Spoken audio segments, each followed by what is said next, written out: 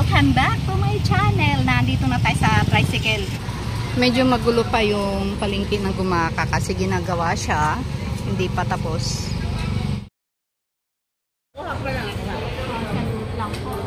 Gulyasan po ito, mama. Opo.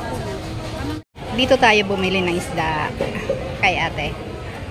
Tapos bumili din tayo dito ng galunggong.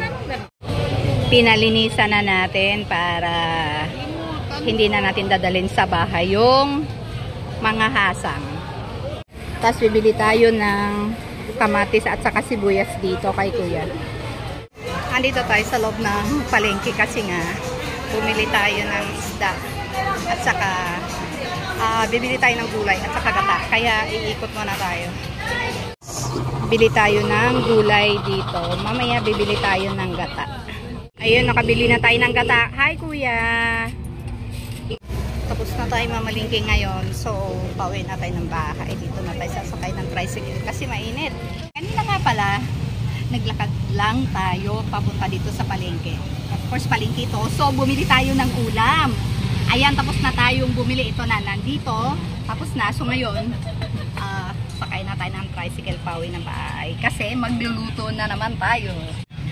Kilala ko kasi yung may-ari nito. Kaya, bili daw muna siya ng ulam. Sabi ko, maghihintay na lang ako.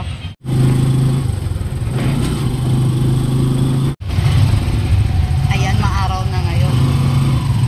So, pauwi na tayo ng bahay. Actually, mga 5 minutes walk lang to mula bahay hanggang palengke. Ganun lang kalapat. Kaya lang, tinatamad akong maglakad dahil nga mainit na at saka mayroon na tayong dala.